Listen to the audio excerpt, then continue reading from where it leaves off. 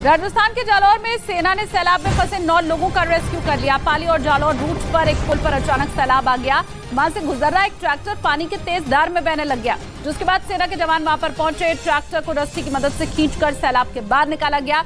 9 लोग इस पर सवार थे। इस बीच पश्चिमी मीडिया ने दावा किया कि यूक्रेन जंग में रूस की सेना के पास टैंकों और हथियारों की भारी कमी हो गई, क्योंकि उसके ज्यादातर टैंकों और हथियारों को यूक्रेन की सेना ने तबाह कर दिया। जिसके बाद टैंकों और हथियारों की कमी को दूर करने के लिए रूस ने उत्पादन करीब 2.5 गुना तक बढ़ा दिया, ताकि रूस की सेना को हथियारों की कमी ना हो। कुछ दिन पहले रूस के राष्ट्रपति पुतिन ने भी ये माना था कि उनके पास सटीक हमला करने वाले हथियार और आधुनिक टैंकों की कमी है।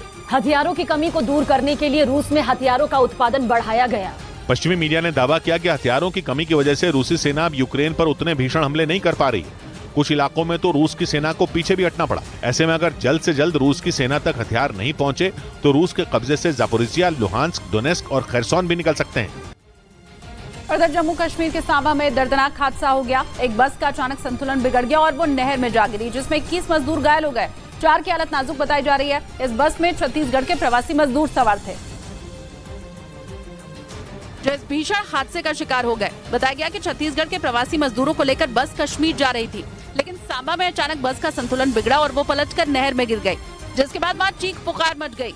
लोग मदद के लिए चिल्लाने लगे। हालांकि जानकारी मिलने पर राहत का काम करने वाली टीम वहां पर पहुंची और बस में फंसे मजदूरों को सुरक्षित बाहर निकाल लिया गया।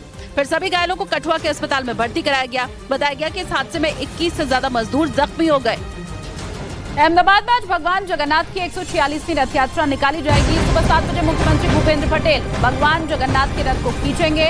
रथ यात्रा के लिए पूरे शहर में सुरक्षा के पुख्ता इंतजाम किए गए हैं। रथ यात्रा शहर के कई संवेदनशील इलाकों से गुजरेगी। सुरक्षा के लिए 26,000 से ज्यादा पुलिसकर्मी तैनात किए गए हैं। साथ ही इनकी ऑनलाइन ट्रैकिंग भी की जा रही है। उधर भगवान जगन्नाथ के लिए प्रधानमंत्री नरेंद्र मोदी ने प्रसाद भेजा है, जिसमें ड्राई फ्रूट, आम, जामुन, मूंग, ककड़ी, ये सभी चीजें शामिल है।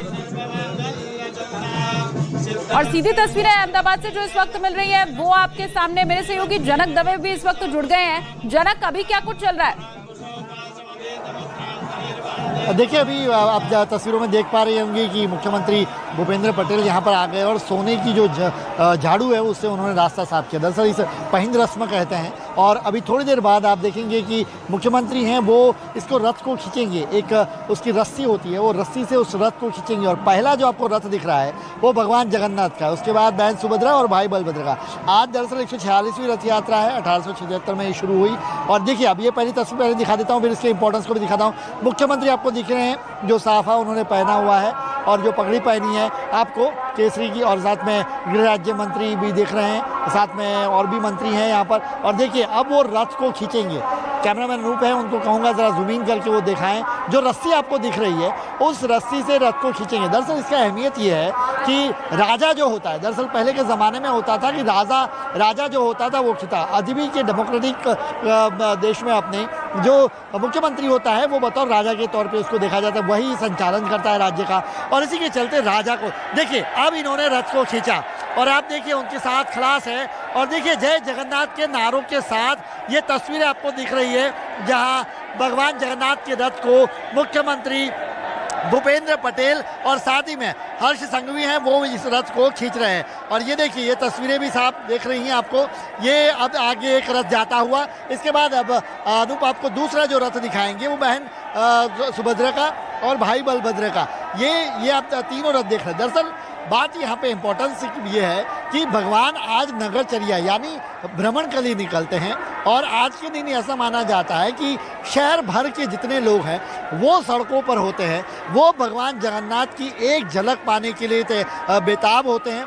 ये कहा जाता है कि भगवान की नज़र अगर आप पे पड़ गई तो आपके सारे दुख दर्द कष्ट सब खत्म हो जाते हैं। और इसी के चलते इसका अहमियत रहती है। और यही तीनों रथ आज यहाँ पर निकलेंगे। आप यहाँ से जाते हुए 20 किलोमीटर का रास्ता यहाँ से सड़कों से गुजरता होता जाएगा अपने मामा के घर पर। मामा के घर यानी सरसपुर जो इलाका है वहाँ पर जाके वो रुकता है। भगवान जगन्नाथ वहाँ पर दोपहर को बहन सुभद्रा और भाई बलभद्र के साथ वहाँ पर विश्राम करते हैं। अहमदाबाद के जो लोग हैं उनके लिए खाने की व्यवस्था वहाँ पर की गई होती है। हजारों की तादाद में लोग वहाँ पर खाना खाते हैं और उसके बाद आराम करने के बाद वापस भगवान जगन्नाथ बहन सुभद्रा और बलभद्र के साथ, वो भाई बलभद्र के साथ वहाँ से निकलते हैं और फिर यहाँ पर आते हैं और भगवान जगन्नाथ उसी दूसरा जो रास्ता होता है सड़क का, वो यहाँ पर आते हैं। और तादाद भी देखिए आज, उसकी सुरक्षा सबसे अहमियत होती है।